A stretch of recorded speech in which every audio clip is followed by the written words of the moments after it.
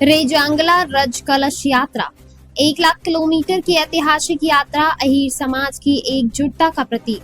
अखिल भारतवर्षीय महासचिव दिनेश यादव ने जानकारी दी है कि रेजांगला रज कलश यात्रा भारत की पहली ऐसी ऐतिहासिक यात्रा है जो 1 लाख किलोमीटर की दूरी तय करेगी।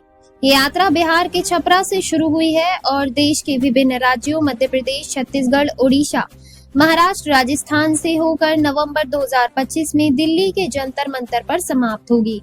इस यात्रा का उद्देश्य भारतीय सेना में वीर अहीर सपूतों के योगदान को सम्मान देना है। यात्रा में युवा, महिलाएं और बुजुर्ग सभी वर्गों की भागीदारी सराहनीय रही है। दिनेश यादव ने बताया कि अहीर समाज की 3 प्रमुख मांगों को लेकर ये आंदोलन चलाया जा रहा है, जिनमें मुख्य रूप से अहीर रेजिमेंट की स्थापना की मांग प्रमुख है। उन्होंने यादव को और अहीर समाज के सभी लोगों से आग्रह किया है कि वे अपने नाम के पीछे यादव या अहीर अवश्य लगाएं और युवाओं से राजनीति में सक्रिय भूमिका निभाने का आह्वान किया। उन्होंने कहा कि यदि कोई राजनीतिक दल टिकट नहीं देता तो समाज के लोग निर्दलीय चुनाव लड़कर आगे बढ़े। ये यात्रा सामाजिक जागरूकता और समाज की एकजुटता का प्रतीक बनती जा रही है। कर्नाटक, तेलंगाना, महाराष्ट्र, गुजरात, मध्य प्रदेश, राजस्थान, उत्तर प्रदेश, हरियाणा, एनसीआर और दिल्ली में जाके इसका समापन होगा जंतर मंतर पर 18 नवंबर को। और उस दिन लाखों की संख्या में देश का यादव जंतर मंतर पर जुटेगा। इस कलश यात्रा का जो उद्देश्य है, नंबर 1 तो अहीर रेजिमेंट बनाना है, क्योंकि सबसे ज़्यादा सैनिक देश की सेना में यादव है, अहीर है। और सभी जातियों की रेजिमेंट बनी हुई है। राजपूत रेजिमेंट है, जाट रेजिमेंट है, मराठा रेजिमेंट है, गोरखा रेजिमेंट है। तो जब सबसे ज़्यादा सैनिक यादव है, सबसे ज़्यादा शहीद यादव होते हैं और जितने भी अभी तक के युद्ध हुए हैं प्रतिष्ठा वाले, सब में जीत का कारण यादव रहे हैं।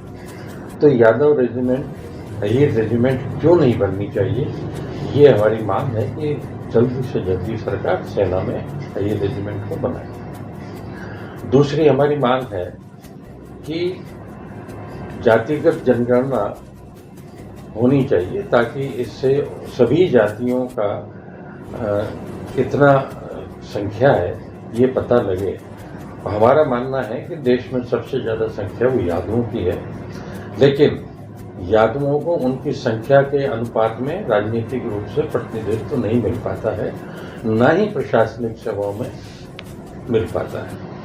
तो जातिगत जनगणना की मांग हमारी इसमें है, लेकिन अभी हाल ही में सरकार ने जातिगत जनगणना को कराने की मंजूरी दे दी है।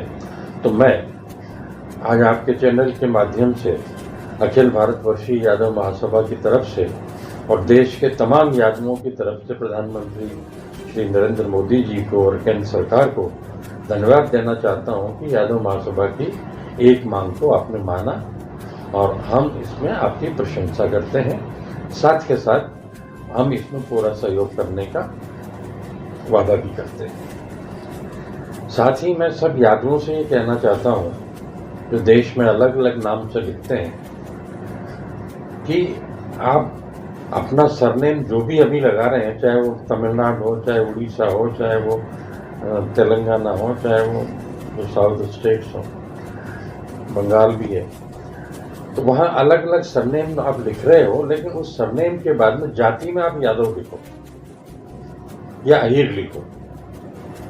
तो ये भी संदेश मैं आपके चैनल के माध्यम से सभी यादव बंधुओं को देना चाहता हूँ कि जनगणना जब भी हो जातिगत, तो उसमें अपनी जाति में अहीर या यादव लिखें, ताकि वो उनका संकलन हो सके और हमारी पूरी की पूरी संख्या पटल पर आ सके।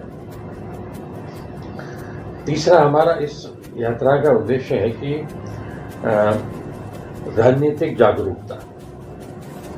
यादव महासभा के सर्वे के मुताबिक देश में 193 लोकसभाएं ऐसी हैं जहां पर यादव 25% से ज़्यादा है, लेकिन उस अनुपात में कोई भी पॉलिटिकल पार्टी, चाहे वो कांग्रेस हो, भारतीय जनता पार्टी हो, चाहे रीजनल पार्टी हो, उस अनुपात में हमको टिकट नहीं देती है।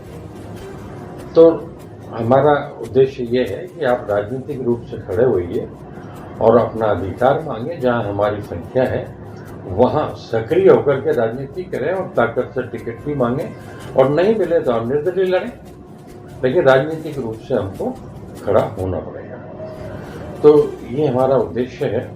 अभी तक यात्रा 25,000 किलोमीटर चल चुकी है और तकरीबन 5 लाख लोग इस यात्रा में अब तक जुटे, और हम जिस स्टेट से निकल के जाते हैं अगले स्टेट में लोग दुगना उत्साह से यात्रा का स्वागत करते हैं और जुटते हैं।